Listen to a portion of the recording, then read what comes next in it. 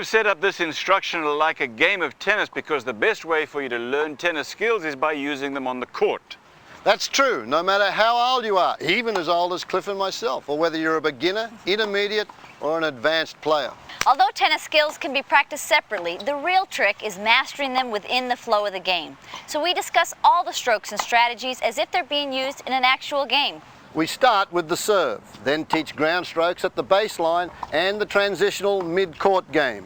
And we end up on offense at the net, a great place to finish a point. Every once in a while, we also put in special sections that deal with court strategy and how to coach yourself. There's no one better to teach you than a certified pro, but you'll find here all the tools you'll need to help you improve your game. It's a lot of information. But that's why you have the rewind button, so use it. As you work on each part of your game, watch that section over and over. You want to get so that you can do the right things on the court without having to think about them. But don't get stuck in front of the TV. If you get out on the court and play regularly with your friends and family, we know you're going to improve and have fun as well. The USTA now recommends stretching both before and after you play. We're going to show you 10 of their exercises. As you do each of the stretches, move slowly and smoothly with coordinated deep breathing. Stay relaxed and hold each stretch position for 10 seconds. Repeat 3 times. Stretching shouldn't hurt. If you feel pain, you're stretching too far. And don't bounce or jerk because this can tear muscles. You want to move slowly and smoothly. Stretch every day, even if you haven't played tennis. Stretching will increase your flexibility and that can only improve your game. Pull the knee slowly up to your chest. Point your toes toward your face to stretch your calf. Try to bring your chest to your thigh. Keep your back straight. Rest your elbow above the outside of your knee. Point your knee straight down to the floor. Do not point your knee out or twist it. Roll your weight on the inside of your foot. Don't bounce. Increase the stretch by standing farther from the wall. This is very good for your shoulders. Do not arch your back as you lean forward. Do this with your palm facing up and facing down.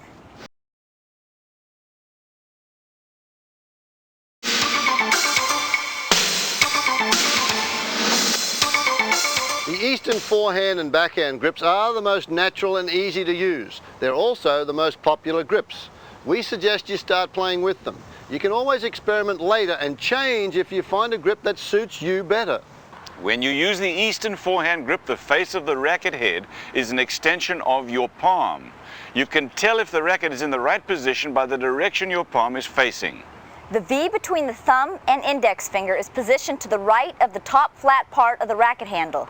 See how your palm is aligned with the face of the racket? In the Eastern backhand, the V lines up with the upper left slant, with the first finger's knuckle on the upper right slant. The Western forehand grip is more extreme. Your palm doesn't line up with the racket face, but instead the racket turns over a little so that it angles down toward the ground. With the Western forehand, the V is on the upper right slant, with the palm of your hand swung around to the bottom and your wrist behind the racket handle. With the Western grip, you'll have an easier time hitting the ball with topspin, which gives you a larger margin of error, so you'll be less likely to make mistakes. Some top players move their grip toward, but not all the way over to, the Western forehand. This is called the semi-Western forehand. You will often see these players use an open stance with their feet parallel to the baseline.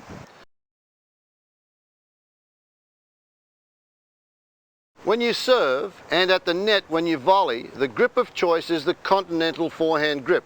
Because the racket face is more open, this is also a good grip for hitting low balls. With the continental forehand, the V is in the center of the upper left slant, with the first finger knuckle near the top edge of the upper right slant.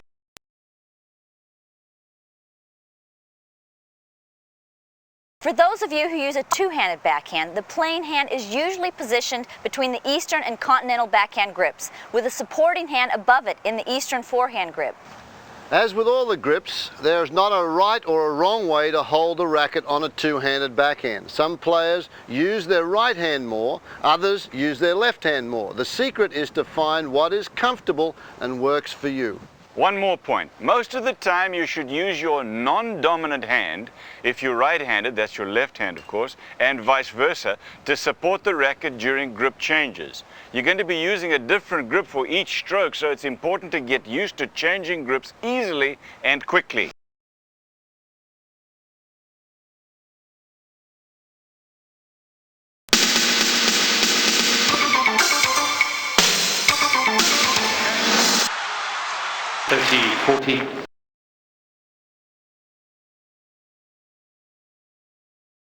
One of the simplest ways to get familiar with the serving motion is pretend that you're throwing a ball overhand.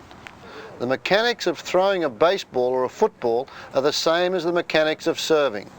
Think of it this way, guys. If you can throw a baseball, you can serve. Important things to remember about the serve. Always set up the same way. You should have a consistent ritual. There's no specific way to set up for the serve. What you do is your personal style. What's important is that you always approach the baseline and get set the same way. This ritual will help you concentrate. Make taking your time part of that ritual. If you hurry, you'll lose concentration. Before you serve, you should have in your mind a clear idea of what you're trying to accomplish. If you're just starting out, that purpose may be simply to get the ball over the net and into the service court. But as you improve, you want to serve to your opponent's weakness. Change speeds and depth of your serve and incorporate different spins. Before you serve, you have to know what you're trying to do. We recommend the continental grip on the serve. It'll give you power and control and help you put spin on your serve. If you're just starting out, you can use the Eastern forehand grip. That makes it a little easier to hit the ball squarely. But as soon as you get used to the serving motion, you should switch to the continental grip. Set up to serve behind the baseline. If you stand closer to the center mark, you'll hit better to the right-handed opponent's backhand. Closer to the sideline, and you'll be able to slice the ball off the side of the court. As you prepare to serve, stand sideways to the net with your non-racket hand shoulder forward. Your front toe can point anywhere from a 20 to 80-degree angle to the baseline. Experiment with this. You should do what feels comfortable and brings you the best results. Your back foot should be either directly behind the front foot or even a little bit behind it, which makes for a more closed stance. Your feet should be spread about shoulder width apart. Your toss should be consistent. You have to know where the ball is going to be in order to hit it well. Extend your tossing arm fully up toward the sky and release the ball. Toss it high enough to let you fully extend your racket arm immediately after contact. You want your toss to be in a direct line in front of your tossing shoulder. As you toss the ball up, your racket arm should be in continuous motion. Raise your elbow up as high as your shoulder and drop the racket down behind your back as your body explodes up towards the ball. It isn't a problem if you have a slight hesitation right before the racket head drops behind your back. As you toss the ball, shift your weight from your back foot to your front foot and rotate your torso so that the back of your shoulder faces the net. This will help you spring into the ball and give you power. Power is generated from the ground up, so start with your knees bent slightly, then push your whole body up toward the hitting area. Every player has a best contact point in which to generate power and or spin. You'll have to experiment to find yours. Fred is still experimenting to find his, but you will find that it should always be made just before you reach full extension and usually right above your tossing shoulder. Stretch yourself up as far as you can go. You want to reach up to hit the ball, driving it with a whipping motion just before you're fully extended.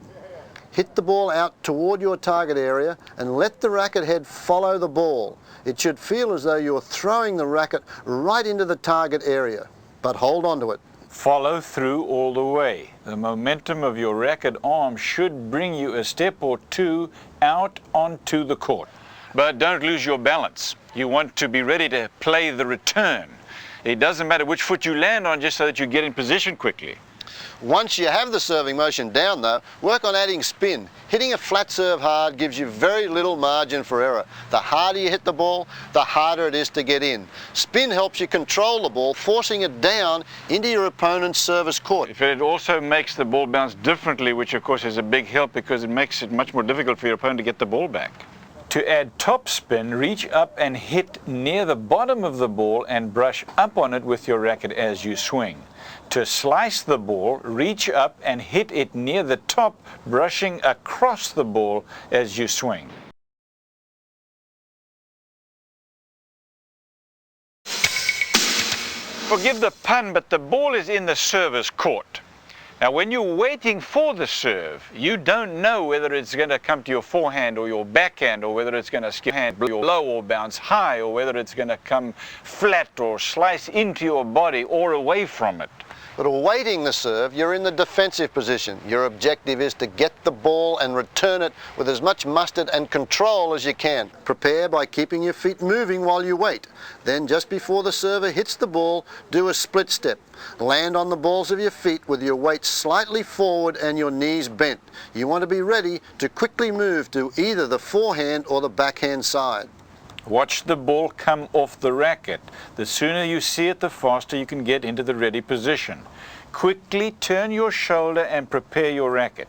Since you have less time to prepare than with a regular ground stroke, your backswing should be short and compact.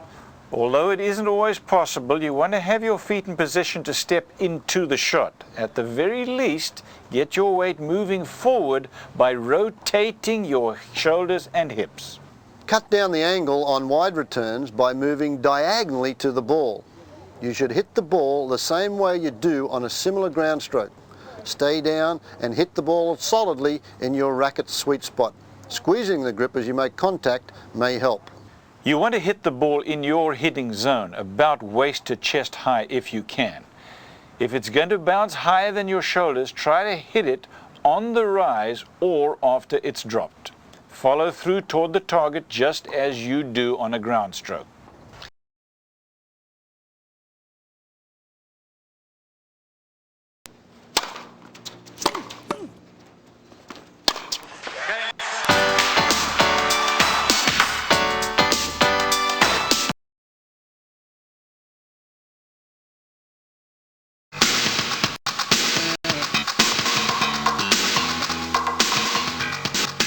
Every tennis point starts at the baseline. The serve comes from the baseline and goes to the receiver, who stands at the baseline on the other side. Some players' games are built around baseline ground strokes, while other players do everything they can to rush the net and get away from the baseline. No matter which type of player you are, when you're playing at the baseline, your objective most of the time is to return the ball as deeply as possible, preferably to the corners. You want to hit strong, deep returns that move your opponent out of position and force weak returns that allow you to win points. Topspin forehands and backhands from the baseline allow you to get more clearance over the net and give you a larger margin for error.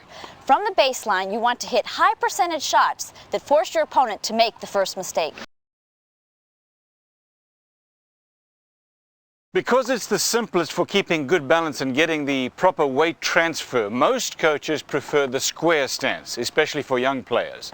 To use the square stance, set your back foot first. Step forward with your front foot toward the net just before contact. Your front foot should be directly in line with your back foot, and your body should stay sideways to the net as you hit the ball in good balance and with your weight moving forward. The square stance is equally effective for the backhand. The open stance is better suited for the forehand than the backhand. Since there is no step toward the net, the open stance is faster than the square stance. On slippery surfaces like clay and grass, the open stance helps you recover more quickly on wide balls. It isn't particularly recommended for young players, however, because it makes it harder to keep good balance and properly transfer your weight.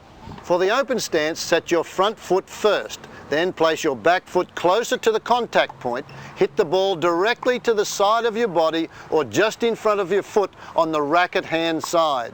It's especially important with the open stance to get the proper hip and shoulder rotation. Although your feet will be facing the net, you still have to rotate your torso and shift your weight from back to front into the ball.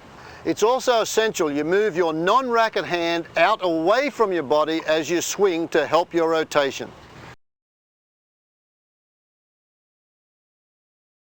The least useful, especially for the forehand, is the closed stance. As you slide step, your back foot lands first and your front foot steps across the body past the back foot toward the sideline. Because you're transferring your weight sideways rather than towards the net, it's almost impossible to properly rotate your hips on the forehand using a closed stance. On the backhand, you may find that the closed stance helps you get the racket head out in front of your body. But because the closed stance gets your weight moving sideways when you hit rather than forward toward the net, we don't recommend it for either the forehand or the backhand.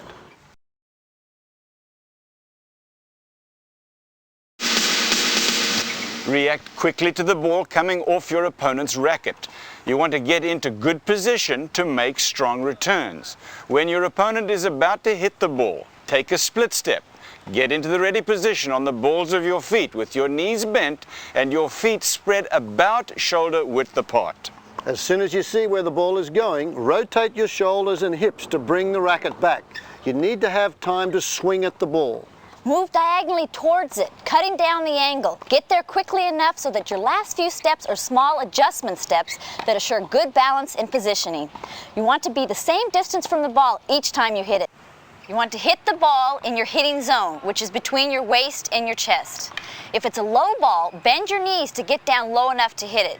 You don't want to stoop over or drop your racket head because then you'll sacrifice power and control. If it's a high looping ball, it's okay to let it drop down into your hitting zone. But as you get more experience, you prefer to hit the ball at the peak of its bounce or on the rise. Your contact point, which is the spot where you hit the ball, depends on the grip you use and the particular shot that you're trying to hit. But no matter where your contact point is, the distance of the ball from your body should be the same for all of your shots. There's no prescribed way to tell how far away from your body your arm should be, but it should be extended and you should be in good balance.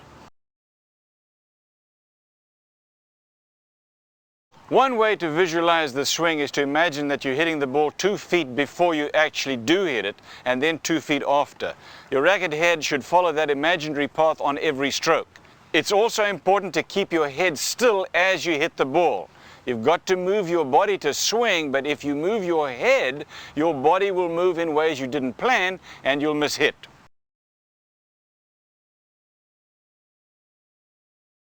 When hitting the backhand, stay sideways on the follow through. While the two-handed backhand can give you more power and help add topspin to your backhand, you must get good rotation and racket head speed as you contact the ball. If you rotate properly, your follow-through will carry you around as it does with the forehand. Keep good balance and be ready for the return. Most of the time you want the racket to move from low to high. This will give your shot topspin and help overcome the effects of gravity on the ball. On some high balls, however, you may have to hit straight through the ball. This is perfectly fine, you just won't get as much topspin.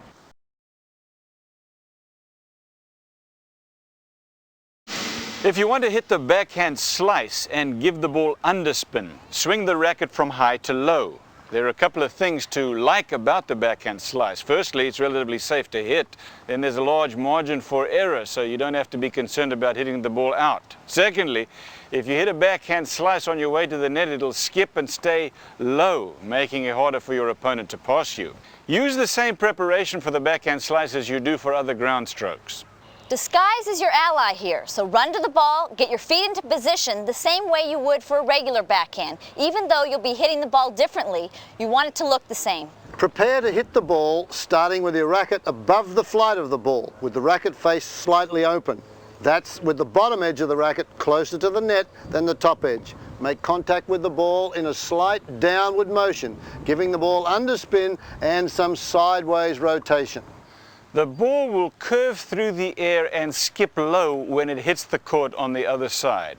Follow through the same way you do on other backhands, out toward the target. To hit the ball cross court, strike it a few inches further out in front than when you're hitting down the line. This gives the racket head a different angle. It also disguises where you're hitting the ball. If you change the direction you hit the ball by changing the spot in your swing that you make contact, your opponent will have a much harder time anticipating where the ball is going. Unless you're hitting a touch shot or a lob, accelerate the racket head through the hitting area and follow through out toward the target area.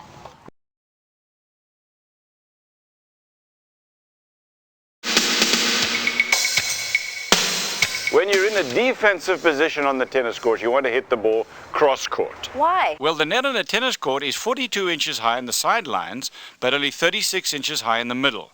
If you hit cross court, you don't have to have as much height on your shot to clear the net. That's it?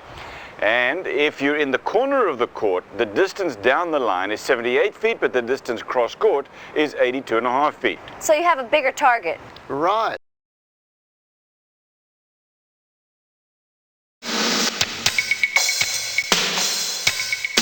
Beginning players often move to the center of the court following each shot. They improperly assume that the center is the best place to be to get any return. What they should do is bisect the angle of possible return. What? Say you hit a forehand like so. It's possible for your opponent to return the ball anywhere from here to here. I get it. So you want to position yourself in the middle of your opponent's possible returns. Here.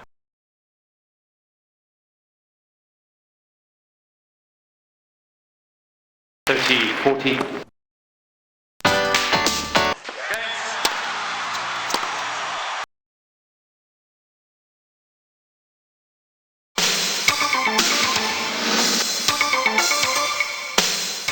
you move from the baseline to the net, you pass through a transitional area called midcourt.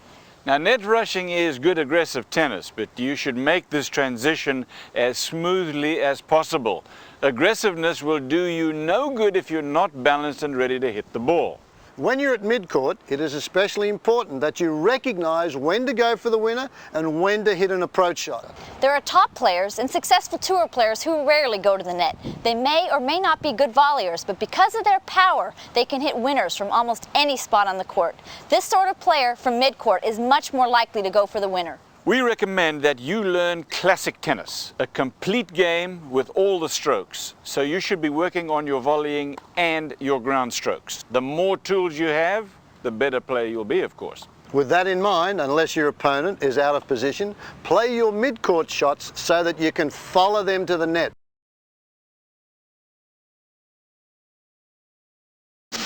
You want to make your move to the net following balls that land short, just past the service line or closer to the net. As you move forward, your momentum will help you get to the net quickly and smoothly.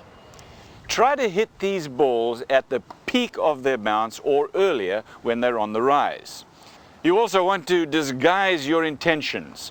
Prepare for each shot in the same way so that your opponent must wait until the last possible moment to tell where the ball's going. Because you're closer to the net and your opponent on approach shots, your backswing should be more compact than on a ground stroke from the baseline.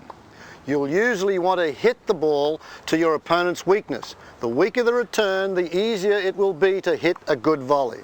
But if your opponent is already cross-court, it may be a better play to hit your approach down the line. Not only does that force them to run, but it makes it easier for you to get into good position for the return. Forehand and backhand approaches are for the most part hit the same way as ground strokes, but there are some important differences. Hit the backhand slice approach the same way as you would hit it from the baseline, but then move forward on the hit. Stay sideways and make a smooth flowing transition to the net. Although you'll usually want to hit an approach either flat or with underspin so that it stays low, be aware that too much underspin will slow the ball's flight and cause it to sit up when it bounces, making it much easier for your opponent to return. There are also times when a good hard approach won't even be returned or will force your opponent to make an error. Remember to look for opportunities to put points away. Your backhand drive approach should be aimed low over the net with not very much topspin so that the ball doesn't bounce too high. Hit the forehand drive with your weight on the front foot and use your forward momentum to carry you towards the net. Keep the ball low. The forehand slice approach is especially effective on low balls because the open racket face helps the ball get up and over the net. The best slice shots have some side spin too, which will move your opponent out of position off the side of the court.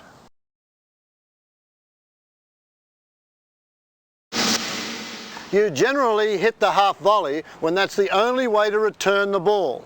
You want to turn your disadvantage to advantage by playing it deep into your opponent's court. Hitting the half volley deep is more important than any angle advantage you can gain. So usually you want to increase your chance of success and return it straight ahead of you. It's a tough shot and only for advanced players, but if you have a good half volley in your arsenal, you can hit it cross court inside that service line. This is a particularly tough shot for your opponent to return. On the half volley, bend your knees deeply and step towards the ball. Get your center of balance as close to the level of the ball as you can. Keep your back and shoulders straight. Take a very short backswing. Most of the power comes from the ball itself, and position the racket head near the ground at the level of the ball with the face slightly open. On both the forehand and backhand half volley, make contact with the ball to the side of your body, ahead of your front hip, and keep your center of balance low until after you've struck the ball. Your racket speed should be slow and deliberate. Too much speed or swing and you lose control. Follow through directly toward your target.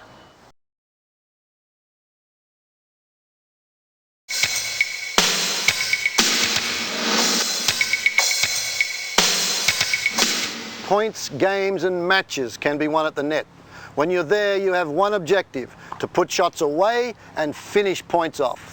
And because the closer you are to the net, the bigger the area into which you can hit, you usually don't have to worry much about getting the ball over or whacking it out. You also have a wider range of angles to keep the ball away from your opponent. Good aggressive net play can make you a much more formidable opponent. At the net, you'll most often hit a volley of one sort or another, which means that rather than playing the ball off the bounce, you'll hit it before it touches the ground. Because the ball gets to you quickly, you won't have much time to change grips. The continental grip doesn't require a grip change. The Eastern forehand and backhand grips are okay on the volley, but you do have to change grips. You also won't have much time to transfer your weight forward before you hit the ball. But if you step into the ball, you'll hit it harder and with better control. If the ball goes wide, move diagonally toward the net to intercept it, cutting down the angle and helping you get your weight moving forward. If the ball is hit slowly, move quickly toward the net to hit your volley and try not to let it drop below the top of the net. And don't touch the net with your racket or your body. That'll cost you the point no matter how well you hit the ball. Keep your shoulders and back relatively straight even on low balls and bend from the knees.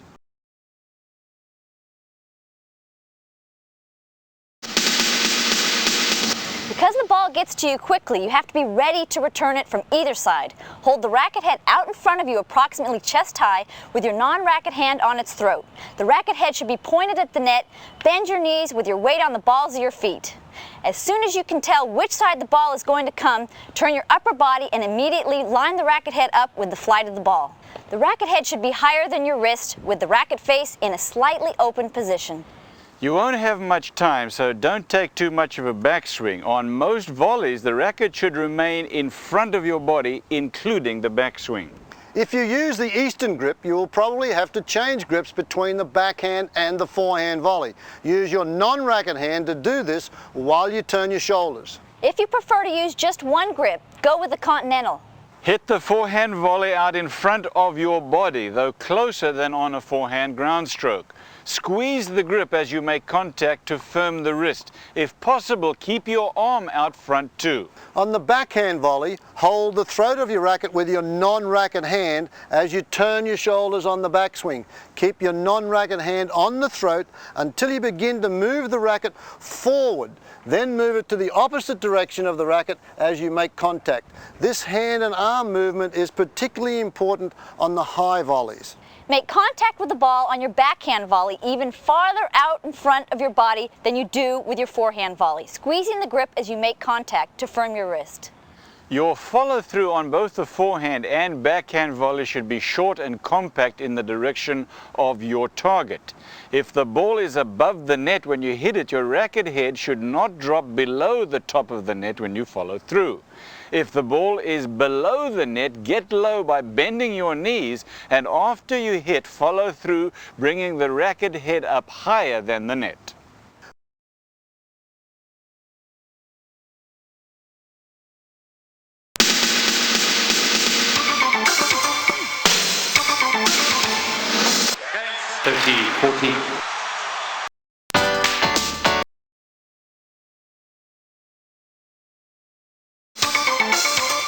Look out for opportunities to win points. While you don't want to force shots from the baseline, remember you're trying to maneuver your opponent out of position, which will make it easier to win the point.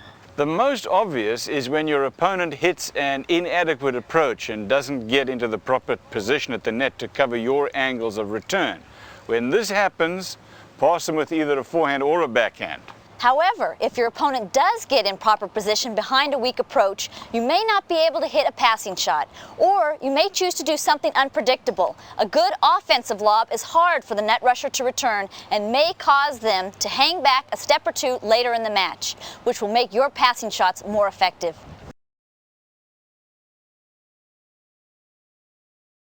The offensive lob works best when you have the element of surprise on your side, since you don't want your opponent to be able to reverse direction and get back to return it. Prepare the same way you do from your other ground strokes, split stepping in a ready position and adjusting your position with short steps just before you make contact.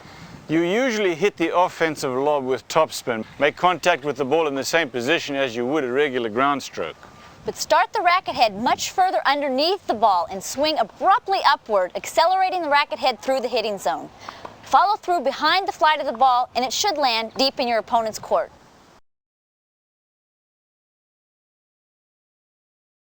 Use the defensive lob when your opponent hits a strong approach shot and gets good net position. With the defensive lob, there's no reason to disguise your intentions. You hit this shot because you don't have time to disguise it. Get your racket head under the ball with the face open toward the sky. Swing upward and follow through, aiming for the middle of your opponent's court. A good defensive lob will go high into the air, land deep in your opponent's court, and that gives you time to recover and prepare for the next shot.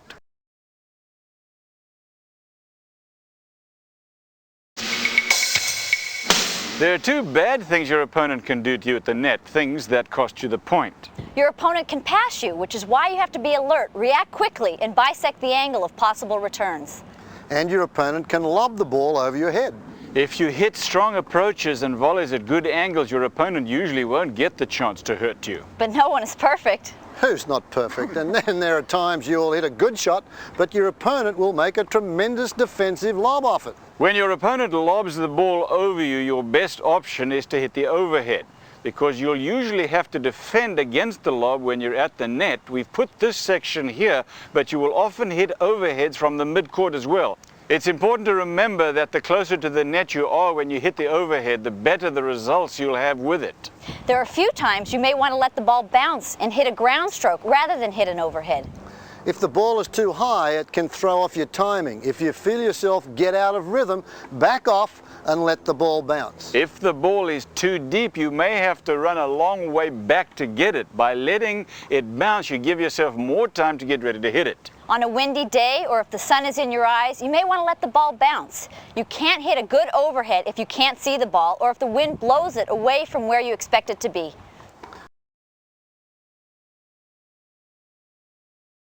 The overhead is similar to the serve, although the timing is trickier because you don't toss the ball up. Use the same grip for both though. When you're going to hit an overhead, you want to get into position as quickly as you can. Take as many little adjustment steps as you need to get in good balance. Raise the elbow of your racket arm at least as high as your shoulder. Ideally, the racket will hang down behind your back. You don't need a full wind-up for the overhead. To hit effective shots, you want your swing to be consistent. Accuracy is more important than power. The overhead is a shot you should win the point on, so you want to hit the ball hard. But in general, if you hit it hard to a particular area, you'll win the point without using all of that power. Because it's difficult to time the hit, raise both your arms up in the air and point at the ball in flight with your non-racket hand. This should help you time your swing. Stand sideways to the ball as you do when you serve. As the ball comes into the hitting area, the spot above you, with your racket arm straight, you can hit the ball with the center of the racket. Reach up and snap your wrist as you make contact with the ball. Make sure you keep your head up when you contact the ball. It may feel like you're getting more power if you move your head down, but you'll find that what actually happens is your shoulder follows your head and the racket comes down with them. The result, you hit the ball into the net.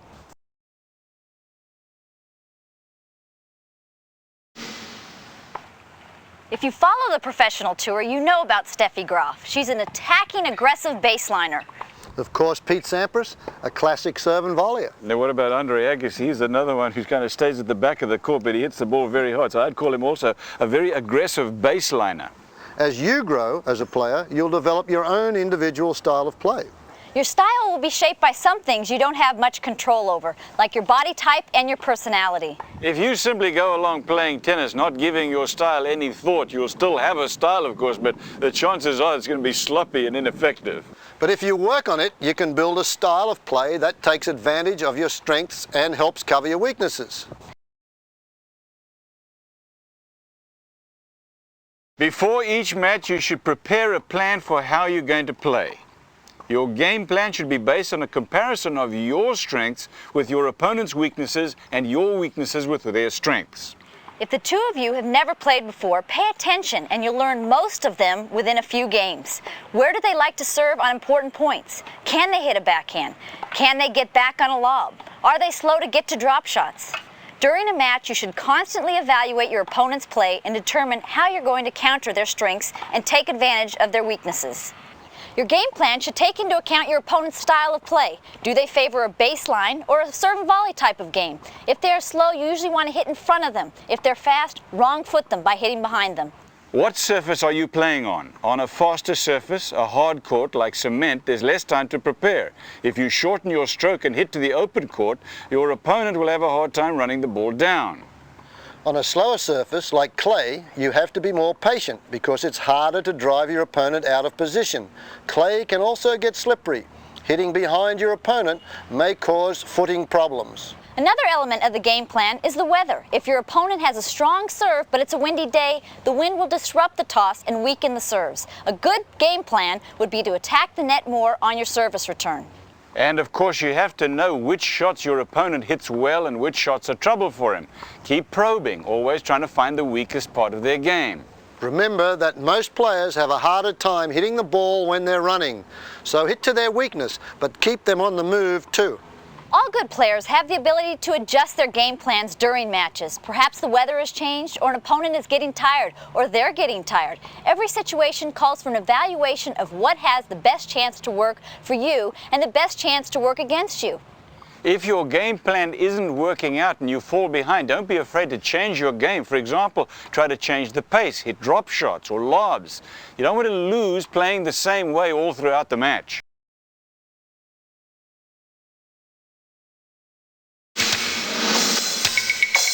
In order to be able to hit your best shots when you need to, you have to practice. We think the best way to practice is to play the game. Play with your friends, play with your family, play whenever you can, but play. Play as many different people on as many different surfaces as you can. Tennis is a game of infinite variety. No two matches are alike. A lot of people think that you have to play against someone better than you to improve, and it's not true. Play against people with different skills and styles. By coming up with good strategies for each, you'll develop different mental and physical parts of your game. Play against people who are better than you, and you will find out what your weaknesses are. Good players discover their opponent's least developed skills and exploit them. That's part of what makes them good. If you're playing someone better than you are and they keep beating you in a particular way, say by hitting to your backhand or by passing you as you charge the net or whatever, listen to them. They're telling you the parts of your game you need most to improve. Play against people who are not as good as you to practice your skills and develop confidence. Tennis is a game played in motion. Against good players, you have much less time to set up for your shots than you do against less skilled players. Use that extra time to work on your shots that you're having the most trouble with and learn to hit them with confidence. Play against people you're even with to develop your competitive skills, tactics and toughness. This is the best situation, a real challenge. Winning or losing is in your hands. If you have a good game plan and stick with it, or change a faulty one during play, if you're in good shape or if you play well, you'll win. This instructional is a great way to learn a lot about how to play tennis, but nothing can substitute for the time on court.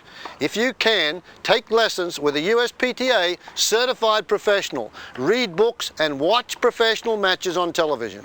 We can't promise you that this instructional or even lessons will turn you into a top player just like that. What we can promise you is that if you have fun and keep playing, you'll keep improving and be competitive. And isn't that what this game is all about?